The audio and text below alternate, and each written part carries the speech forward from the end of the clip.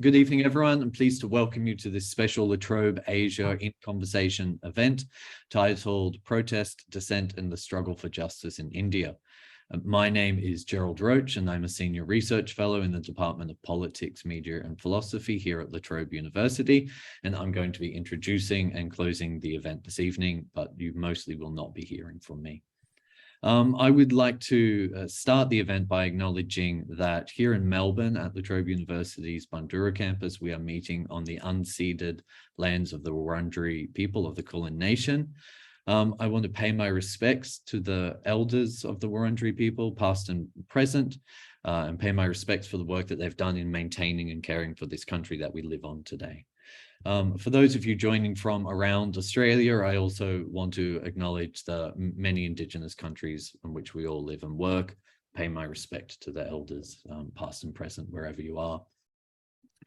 So part of our role here at La Trobe Asia is to engage the public in discussion and debate and to deepen our understanding and knowledge of the Asian region. And to that end, I'm very excited to welcome two experts on contemporary India this evening to help us better understand recent developments in that country.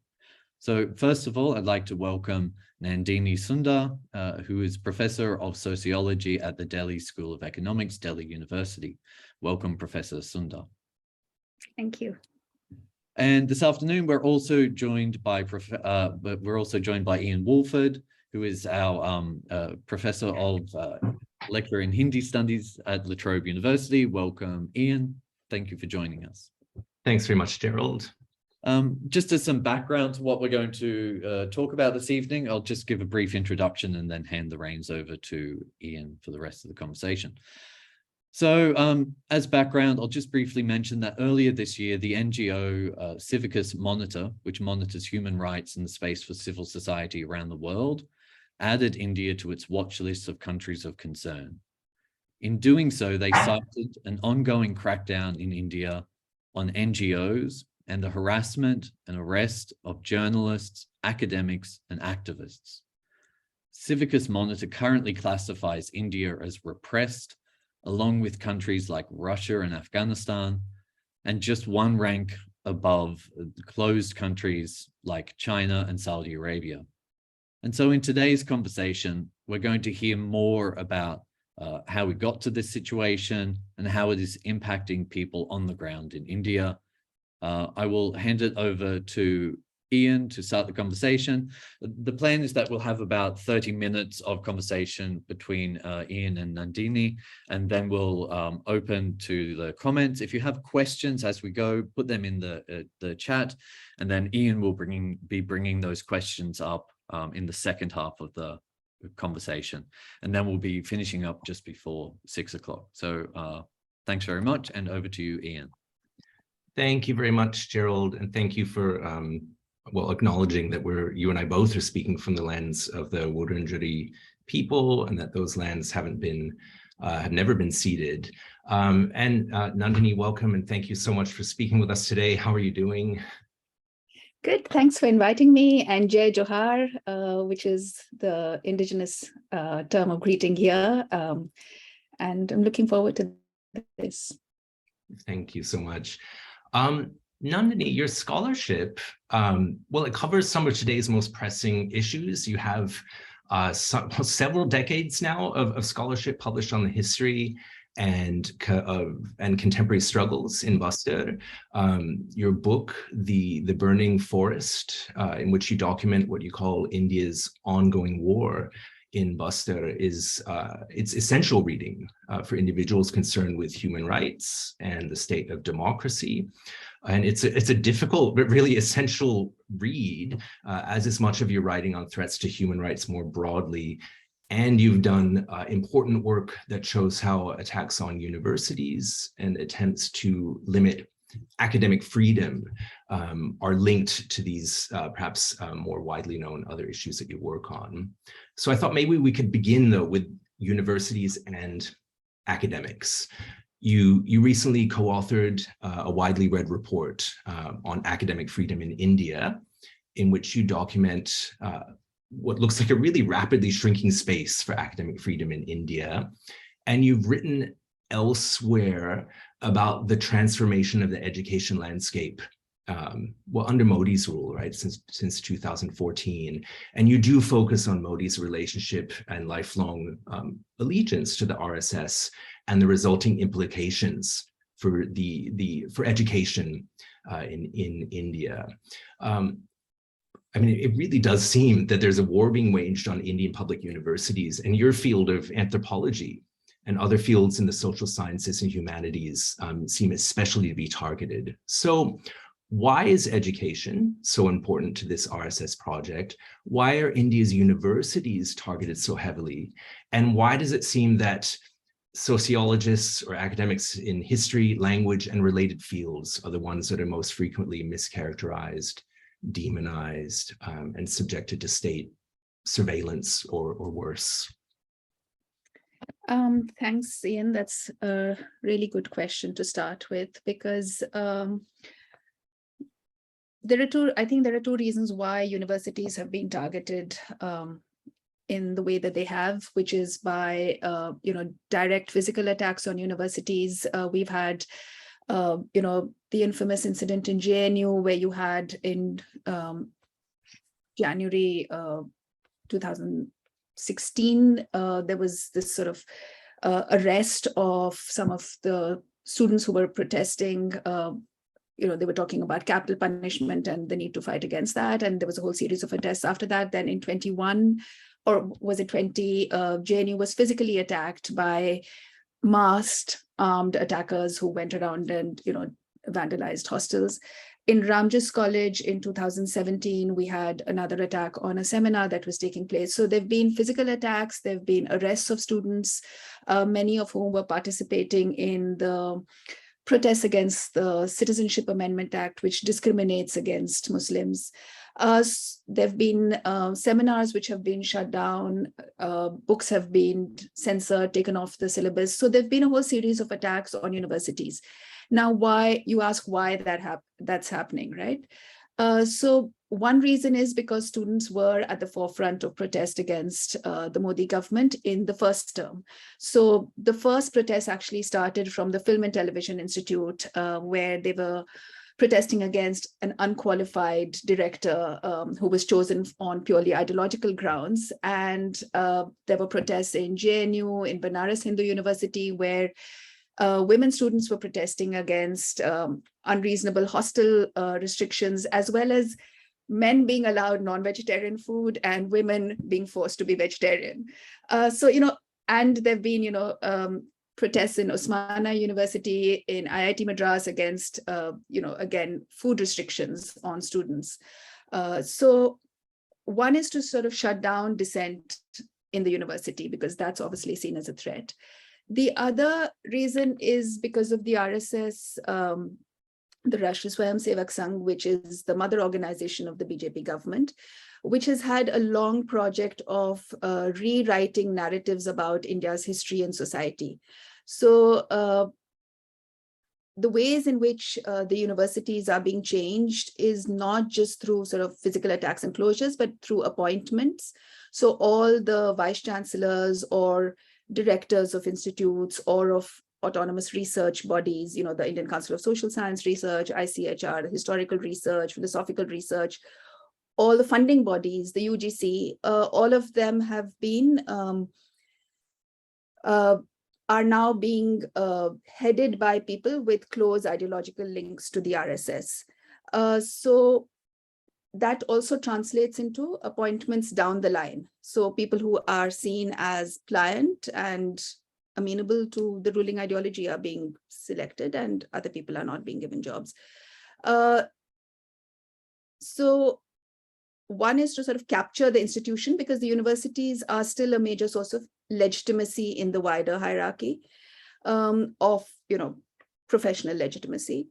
And so the first reason was to stop dissent. The second is to capture institutions. Also, it's an important source of patronage, this whole business of recruiting. And the third reason is to change the narrative about Indian history. So to argue that the RSS was the main nationalist body involved in India's freedom, that the real freedom would be, freedom from what they call 800 years of foreign quote unquote rule, and to portray Hindu society as harmonious tolerance, closing down, papering over all questions about caste, inequality, atrocities, etc.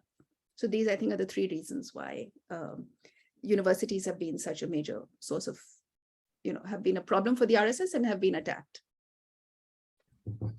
Thank you very much. And that also, you definitely addressed that part of my question, just wondering why is history being attacked? Why is sociology being attacked? So thank you for that.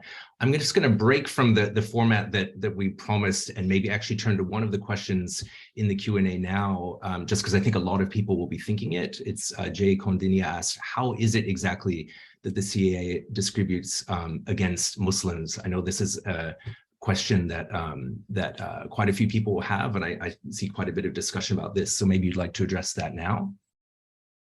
Yeah, the CAA is discriminatory because for the first time, it makes religion the basis of citizenship.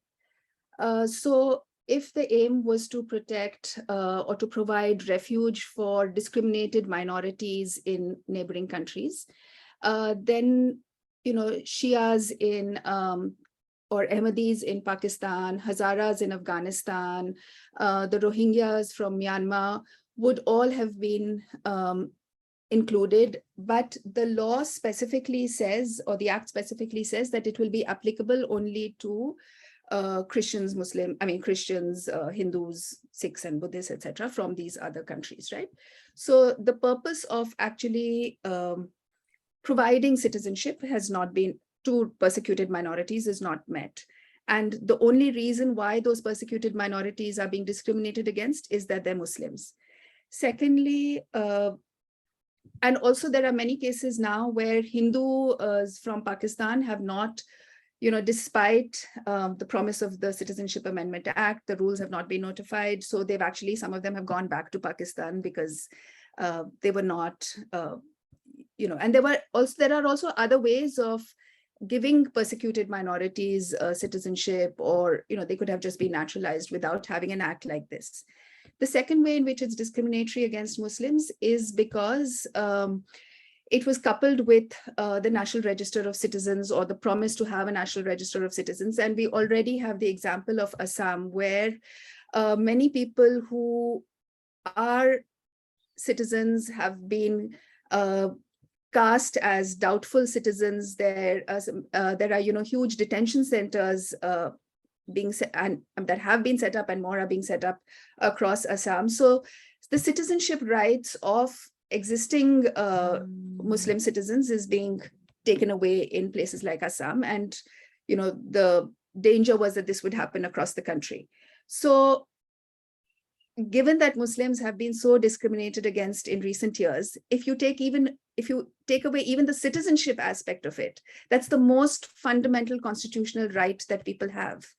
And I think that's why all of us, not just Muslims, felt so outraged about the Citizenship Amendment Act, because you also needed to, produce papers. So Dalits, Adivasis, all sorts of people wouldn't have the papers to show that they'd been living in the places that they've been living in for centuries, for generations. Thank you for answering that very complicated question and breaking it down into those parts about both the constitutional issue and then also how Dalits and Adivasis might be disproportionately affected by this, and how when the CAA, as you explained, taken in conjunction with the NRC and these detention centers being built, does seem to be fundamentally discriminatory, if I understood your response correctly. Since you mentioned arrests and of academics, I wonder if I could ask you about the Bhima Koregaon case. Nandini, this case is very much on my mind today because it is the 2-year anniversary of the arrest of Haini Babu. He's one of several activists, lawyers, and academics who was arrested in connection with this case. He's a professor of English at Delhi University, and his research addresses fundamental issues of language rights as human rights. And I know Gerald and I have both been terribly worried about him. He's our colleague. He's one of your colleagues. I won't speak for Gerald, but definitely I do understand his and related arrests to be unjust, and examples of use of arrests and incarceration as arrests as forms of punishment. Are you able to speak about some of the basic features of this case and how it is that these particular set of lawyers, activists, academics got targeted? And further, just something I'm worried about now, it's not clear to me what's happening in these cases. How do we find out how these people are doing now? Thanks, Ian. I mean, I'm so glad you brought up that this is the second anniversary of Hani Babu's incarceration. And some of the Bhima Koregaon people have been now in jail for 4 years. The trial hasn't even begun. And last year on July 5th, Stan Swami died. He was a Jesuit priest who'd been working in Jharkhand all his life, I mean, a large part of his life. And he had Parkinson's. He was denied a sipper in jail. He was denied basic medical treatment, even though he had COVID, and he passed away. So the Jesuits are now engaged in clearing his name because even though he's died, the imprisonment was just so unjust. So all of them, the 16 Bhima Koregaon people, many of them are over 70. Gautam Navlakha, for instance, is not being, I'm just starting with your last question of how they are now. So he is in court right now fighting for the right to have a mosquito net. So we're talking, he's not being allowed phone calls. Or at one point he was arguing for the right to have phone calls because it was decided that they would not be given the same privileges that every prisoner is allowed to have. In terms of the case itself, so in January 2018, there was an incident at Bhima Koregaon, which is something that has been celebrated for many years, starting with Ambedkar and even earlier, where a regiment, a British regiment with Mahars defeated the Peshwa army, and this has been celebrated as Dalit pride for many years. So it was attacked by right-wing people like Sambhaji Bide and others. And instead of actually looking at the people who attacked the event, the Dalits were then criminalized and there were cases against them. So, but that's one issue. The name Bhima Koregaon comes from there, but the case against these 16 people is not related to that. Using that as an excuse and claiming that the Maoists were behind that violence, which it wasn't two-sided violence. It was, an attack on an existing commemoration. They widened it out into a case of Maoist conspiracy to kill Narendra Modi. Now, there is that whole angle of a threat to the Prime Minister has been dropped, and it's just become a widening investigation into anyone who's seen as connected to Maoists in any way.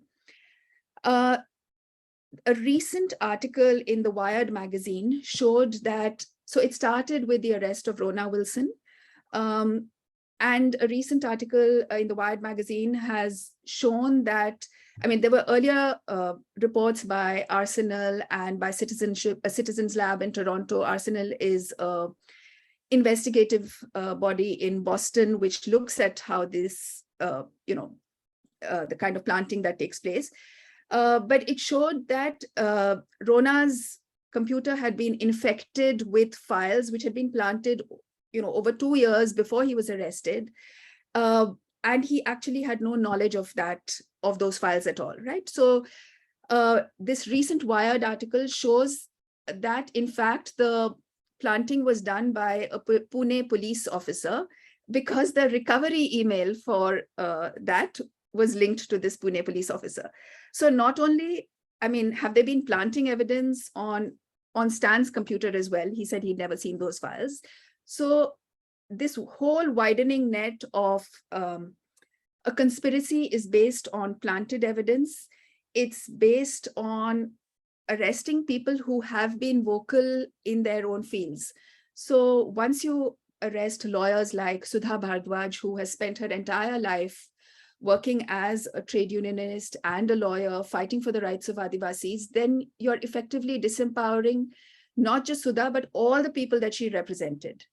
Similarly, with Gadling and with Arun Ferreira, Vernon Gonsalves, these were lawyers who were fighting for workers, for peasants.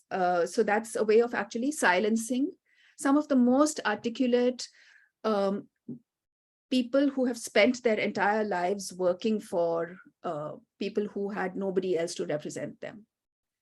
Gautam Navlakha has been a human rights activist, a civil liberties activist, and a journalist for decades, fighting for peace between India and Pakistan. I mean, all of them, if you look at each one of them, Anand Teltumde, who is one of our most notable thinkers, writing on caste, writing on political theory. Again, it's inconceivable that, and he actually wrote against the Bhima Koregaon commemoration. So, to link him in a case where the Maoists are accused of being behind Bhima Koregaon is just ridiculous. Nandini, it seems like you've referenced so many of them, but so many cases that we're seeing now where people, be they journalists, academics, activists, who have either sounded the alarm about crimes against the minority or individuals or oppressed communities, or just shown light on those situations, but rather than address these crimes or injustices, punishment has been dealt out to the activists or the journalists who brought those injustices to light. Again, breaking from what we said we we're going to do, but I noticed that Deepak Joshi has asked a question in the Q&A about Himanshu Kumar's, the activist who just last week or just a few weeks ago the Supreme Court imposed a 5 lakh fine on him because he asked for an independent probe into crimes that were alleged against the Adivasi community by Chhattisgarh police, in the area that you know so well. We can think that multiple international organizations and then people within India have criticized the Delhi police for their handling of the 2020 violence, because it seems to follow that pattern of going after victims rather than perpetrators. We keep going. I mean, the Gujarat police arrested last month, activist and Padma Shri recipient, Tisa Setalwar, known for her work in support of victims of the 2002 Gujarat violence. And then anyone who's following Indian news now will know that about Muhammad Zuhair's arrest for a 4-year-old tweet, right, of a silly line from a Hindi film. But we all know he was targeted not because of a silly tweet from a Hindi film. He was targeted because of his journalism work critical of the current government. So you've written recently that these actions by the government, the courts, the police, they're working together to signal what you've said is to signal that India is in an undeclared emergency where dissent is criminalized, and where that process of arrest and investigation is the punishment. Is that then what links all these? Is it correct to link all these cases together with that? And what are the other features of this undeclared emergency? Thank you, Ian. Actually, it's not just me who's calling it an undeclared emergency. It's widely accepted among a large swath of people that we're seeing something quite unprecedented.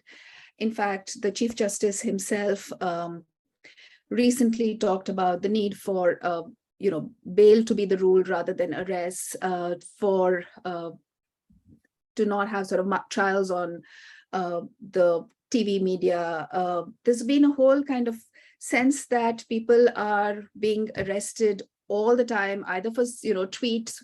There was a tweet against somebody in 2021 at the height of the second wave of the pandemic in India. Somebody in UP was arrested for tweeting that he needed oxygen for his father. People have been arrested recently. There was a sanitation worker who was arrested because somebody had dumped photos of Modi and Yogi in his sanitation cart, you know, or somebody else, a Muslim who was selling pakoras or something, and the newspaper had a photo of the prime minister. So, you know, anything goes, right? So people are being arrested for tweeting, for things for which they are simply not responsible, and in any case don't constitute crimes.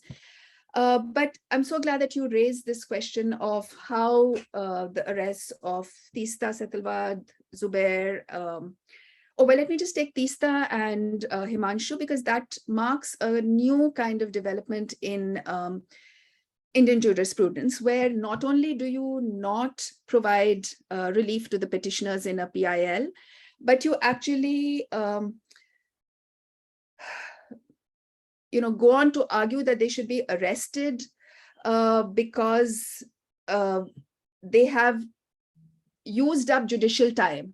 So in the Zakia Jafri case, where Zakia Jafri's husband had been hacked and burnt in 2002, she was accused of having the gumption to keep, gumption quote unquote, to keep the pot boiling quote unquote for 16 years by pursuing her case in the Supreme Court.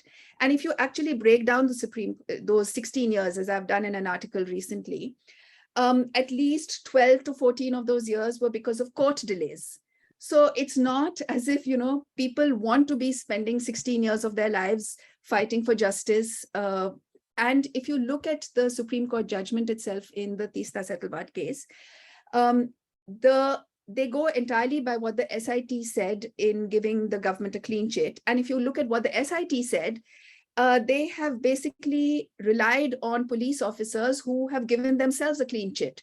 So they say, we asked the police officers and they said, we didn't do it, we weren't responsible, and so fine, let's believe that, and that was it. And exactly the same pattern has been followed in the Gompad case, where this was an incident that happened in 2009 as part of Operation Green Hunt, where on September 17th, the security forces went on an operation, and they admit that they went on that operation both in Gompad and Gochinpalli, the two villages that are the case of this petition. And 9 people were killed in Gompad, 7 people were killed in Gachinpalli, 5 people in Gachinpalli, of which one was an old woman. There was a child in Gompad whose entire family was killed. His 8-year-old aunt managed to rescue him and run away into the jungle. And this child had 2 of his fingers chopped off. That child is alive today, right? So it's not as if that incident didn't happen. It was widely reported at that time that security forces had done it. Again, in this judgment, the court has relied entirely on the police saying, we didn't do it.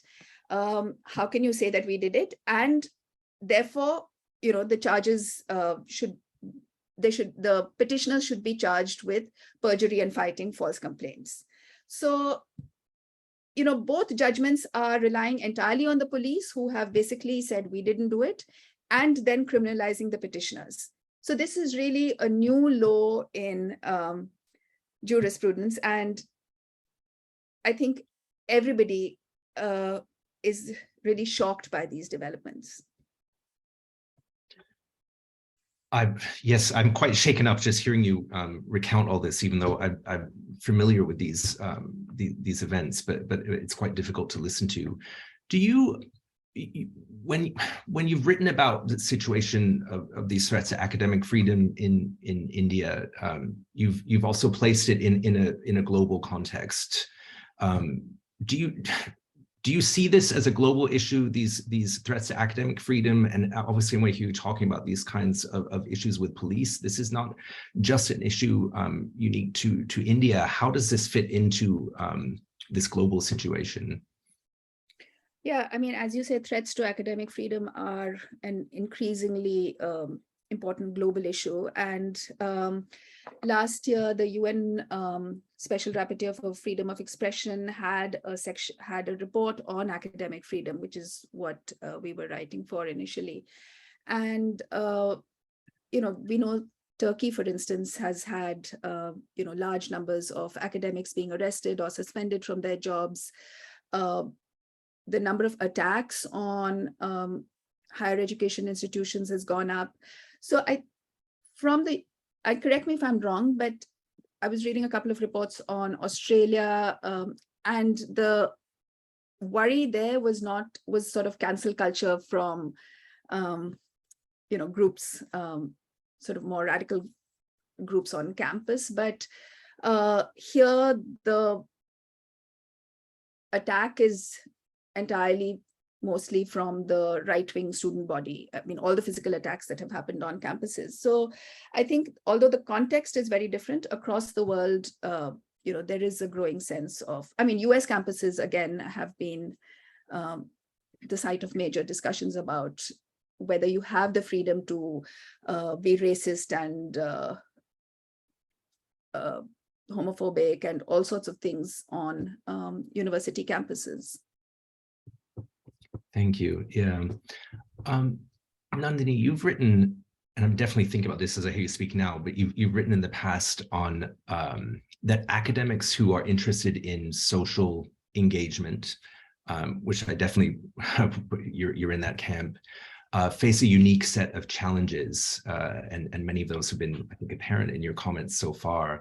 Could I ask you to speak a bit more on the responsibilities of academics who in the spaces, who work in the spaces that you work, and on potential relationships between academia and activism? Well, I think as citizens in a democracy which is slowly dying, or not so slowly dying, it's not just academics, but everybody has a responsibility to do something about this. And if you look at the German historian debates about how much did Germans actually know at that time about what was going on, I don't think that excuse is really available to anybody today. Those who don't want to know or don't want to believe, and there is such, the social media scene and the media scene in general is so sharply polarized that people who only watch certain television channels live in an alternative universe. So I understand that there is a serious problem of disinformation through a variety of tools. But there is, so I think as citizens, we all have a responsibility to talk across communities, to try and figure out for ourselves why this polarization is happening, what one can do about it.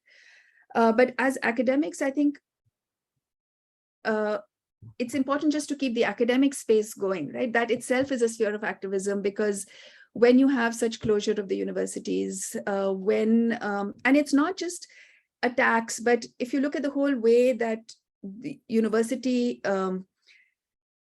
is being subject to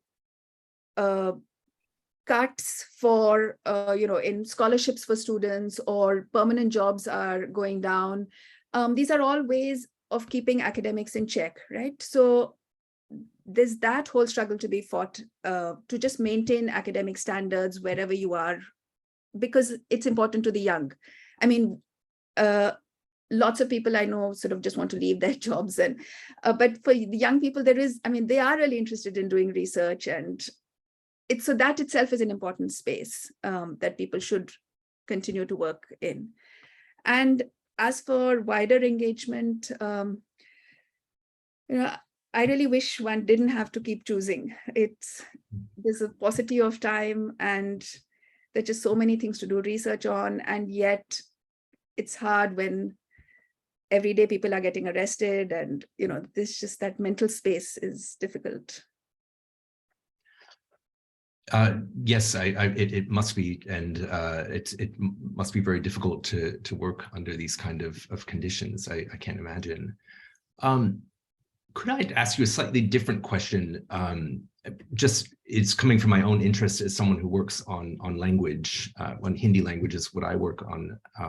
I would be interested in some you've written about as well, but just hear you discuss more your thoughts on the place of English, Hindi, and vernacular languages in academic spaces and in India as a whole, and also how that relates to so many of the issues we've talked about so far today. I'd love you to talk more about this, Ian, because you work on these issues. I don't really work at all on, the sort of spread of vernacular publishing or what's happening in different areas. But one thing I do want to note is that the intellectual scene is very different in different states. So publishing in the vernacular, publishing academic texts is very strong in Kerala, in Bengal. Maharashtra also has a tradition of little journals which publish serious literature. Whereas in Hindi, as far as I know, but I may be wrong, you don't have so much academic work coming out as much as in the other states. And just to give an example with The Burning Forest, the first translation I had was in Tamil, and it came out, immediately within a year. Hindi, after all these years, I'm still struggling to get a publication. So I've had it come out in Telugu, in Tamil, Bengali expressed interest. So, I mean, it shows you the strength of the reading public in these different regions. Thank you. Yeah. Nandini, I mentioned to you just when we said hello before we started that I've been revisiting your 1997 book on the anthropological history of Bastar. And this really is a region where you've been working for several decades now. I was really struck by your final chapter called Uncertain Futures. And I don't know if you can remember everything you're wondering about now, what would happen in that uncertain future.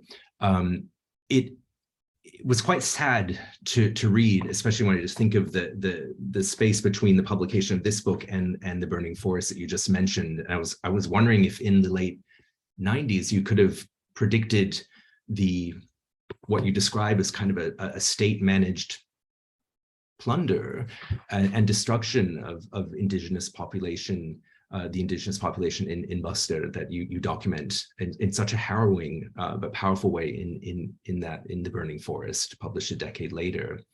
And in that book, you wrote that you felt it necessary. You said that the truth must go on record. You start out saying that, even if justice might not be met. How would you rewrite that uncertain futures chapter now if you'd known where things were headed? Why is it important for the truth to be documented? And what justice, what would it look like? What would it look like for the community and people that you've worked with?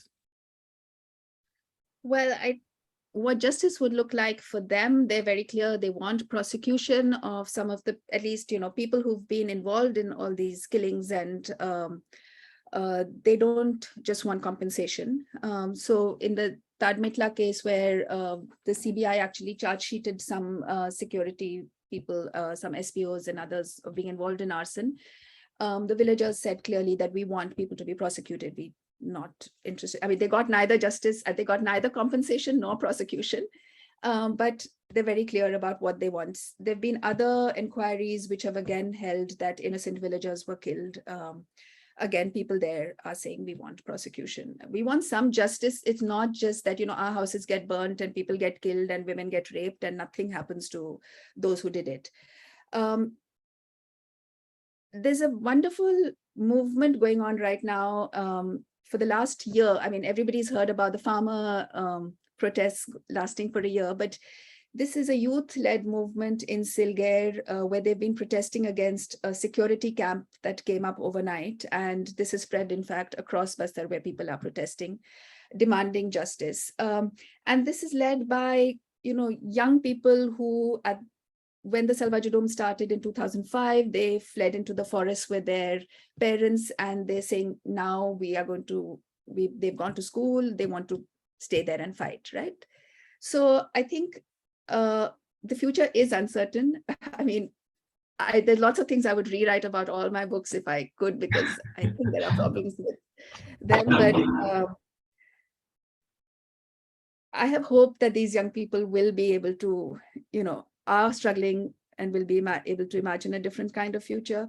And what justice would mean would be all the camps winding up, education, health, prosecution of those who were involved, We know what justice looks like, and we know what people are not getting right now.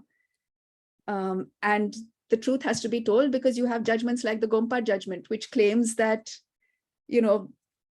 nothing really happened, and the Naxalites did it, unknown Naxalites, when everybody knew that it was the security forces which had attacked. So the truth has to be told somewhere. Thank you. Thank you very much for answering that question. One question that I know Gerald discussed with me earlier, because we were expecting an audience from the general public in Australia, also New Zealand, and in academia, is that you've discussed a lot of different issues here. This question of threats to human rights links them all. What can people do from here in Australia, where I'm based, if they're concerned about the situation or these situations that you're describing? I think because the diaspora is so connected to what's happening in India, and there is a lot of polarization among the diaspora, to sort of spread awareness is one thing among the general public, among the general diaspora public, but also among the wider Australian public, which must be concerned about what's happening in India, because it's, as you pointed out, as Gerald pointed out at the beginning, India is a country of concern on several indices. So all the freedom of expression, press freedom, academic freedom, but also things like the hunger index. I mean, India has fallen behind. It's now 107 out of 121 on the hunger index. So in terms of governance, as well, we are behind on several indicators. And one thing that really bothers me, I mean, this is just for the first time in over 100 years, we have not had a decennial census. So the 21 census was missed, and we're not sure when it's going to happen. So, I mean, just something as basic, as simple as a decadal census is not happening, and one doesn't know why. And, the reasons are just not convincing. So I think one is to do research, because it's really, I mean, Australian academics have done really excellent research on India. So that, of course, should continue. If, of course, people are allowed to come in, because we've had 2 cases of people being deported without any reason from Indian airports. So Filippo Osella, who's an anthropologist, and recently a British architect, Lindsay Bremner, was also deported. So that's one thing. I mean, 2-3 things that it would be good if we could engage more on this. Thank you. Of course. This ties in with the question that Deepika Adhikari has in the Q&A, which is how the kind of vocalization for justice that you're doing here, how does it impact research or getting grants and funding from the university and other grant sources? I think that's a very important question for you. So I think, a lot of people, when applying for grants from any government body, are writing what they want to do. Either they're kind of doing it euphemistically or presenting anodyne proposals. So there's a lot of self-censoring going on in grant applications. The other problem is that, for instance, some of the scientists have been complaining about priorities in research funding. So I've forgotten what the sort of name of the project is, but there's a project being funded by the Department of Science and Technology on the benefits of cow urine and etc. And a lot of money is going into that, as against money that could be going into other scientific projects. So we haven't even touched on the sciences here, but there are lots of problems in those fields as well. It's not just the rewriting of history, but actual rewriting of every field in a sense. So yeah, that's definitely a problem. Also, the sources of funding. I mean, DU keeps, we haven't had any summer vacations or any vacations in DU for the last 3 years, because they haven't got the academic calendar in sync.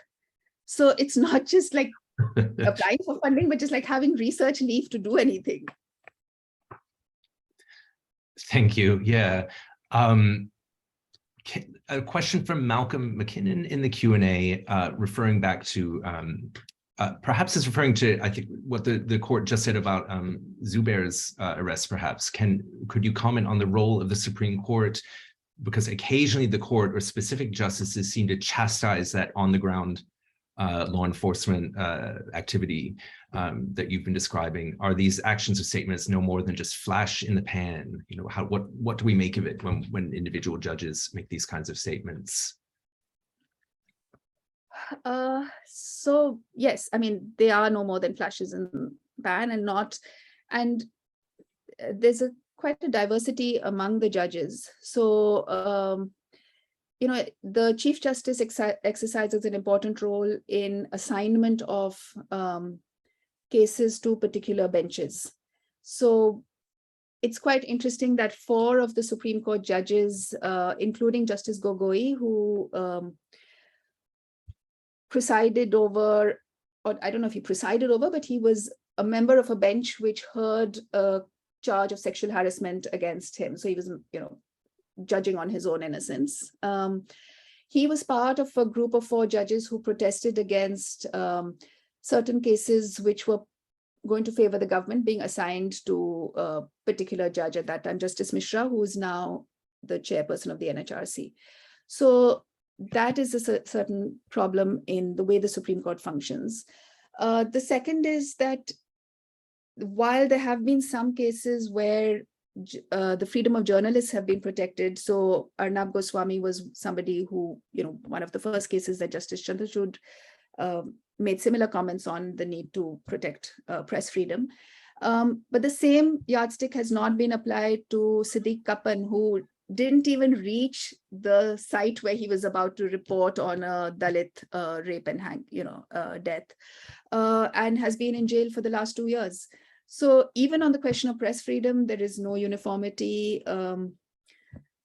And we see an increasing trend where not only are important constitutional cases not heard, for instance, the electoral bond cases, the Jammu and Kashmir Article 370 case, you know, a number of different very, very important constitutional cases, but now they started to arrest petitioners. I mean, that's really, from not hearing to actually blaming you for approaching the court is quite a major step.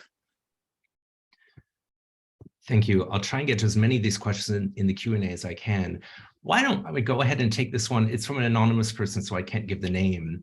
I might reword it a bit, but I'll just read it. When someone asks you to explain your allegiance with Maoist ideology, could I add a follow-up to that? Why is it that academics, you know, this is a charge I get as well, this charge of urban nuptialism, it seems to be levied against them as a way to dismiss everything they're saying. What does it mean to be called an urban nuptial, and why is this happening? And this is something that even your prime minister himself in parliament has labeled certain academics at JNU urban nuptials, to people sort of chuckling in his own people in the legislature laughed at it, but it's a very serious charge. So what does this mean?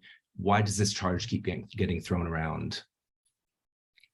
Well, it's the kind of charge that gets thrown along with the Khan Market gang, the Tukde gang, the Lutyens gang. So these are all ways of denigrating people who are dissenting against this government. Somebody had filed an RTI asking what the category of urban Naxal meant specifically, and they got a reply saying that there was no such, you know, substantive connotation to this charge. So it is something that is just being thrown around. And, you know, it's a way of labeling anybody who dissents. Thank you. Yes, we're getting I'm trying to put them together. We're getting quite a few comments saying things like that. This is all just very, Jay Shah has said this is very one-sided. And this is a limited forum and we're not allowing any other opinions to be presented. Jay Kodinia also said that talking about the narrative, incorrect historical narratives that you're supporting of Islamic invaders, and Ravi Bhatia has also been asking for this other side to be presented. What do you say to these people who are asking you, what about the other side? What about the other side? Why isn't this other side allowed to speak, as it were? Well, I don't see history in terms of sides. I see history in terms of evidence, debates about method. Now, if you look at the work of Sanjay Subramaniam, who is the brother of the current External Affairs Minister, S. Jaishankar, Sanjay's work actually talks about the richness of the multiple movements of people into India, of the different kinds of narratives, looks at different histories. So, you know, there's no question. I mean, given that India was not, had so many kingdoms, every kingdom was an invader into every other kingdom. And these were not just Muslim invaders, there were Hindu kingdoms which were at war with each other. So this whole narrative of invaders is just historically problematic in terms of the way it conceptualizes history.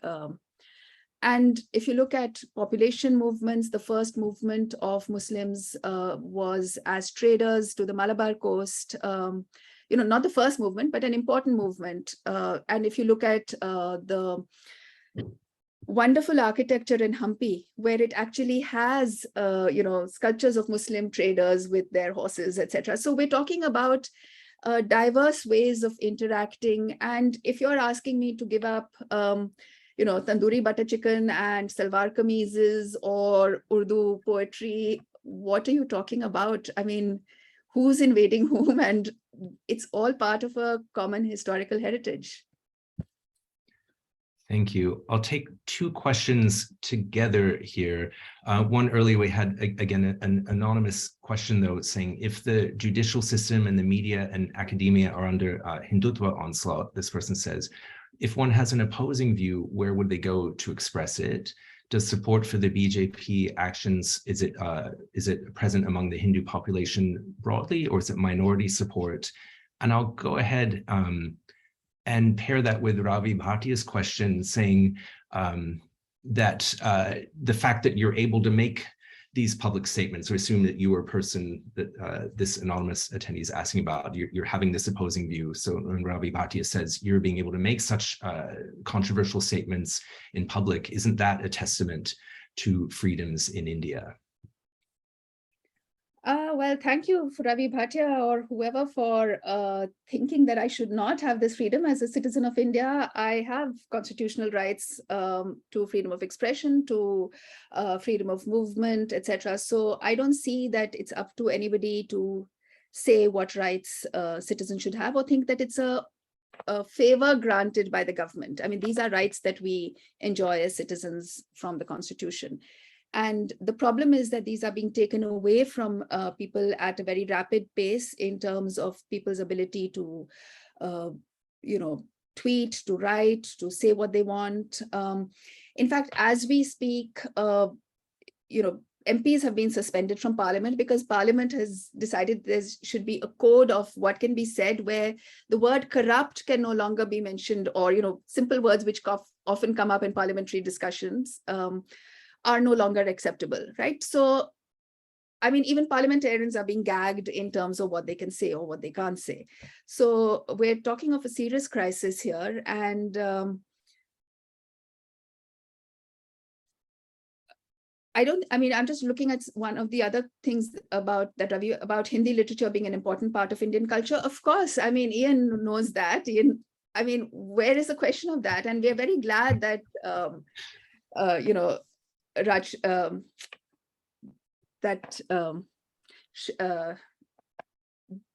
of Sand has just been awarded the Booker. I mean, but if you look at why don't you look at what she's actually written in the book? I mean, it's not going to be your comforting Hindutva narrative. No, but it is wonderful that people are reading Gitanjali Shri now, and Daisy's translation is absolutely spectacular. If you read Hindi and English, I really encourage everyone to read both. Nandini, I see that we're up against the very end of our time, actually. So I'm gonna, before I hand it back over to Gerald, first thank you so much to all the attendees here for your questions and for attending. Nandini, thank you so much for speaking so candidly on all of these topics. I feel like we've only just scratched the surface of a lot of these things. Perhaps you feel the same way. Yes, thank you so much. And I know that we're about to get cut off, so I'll hand things back to Gerald for now.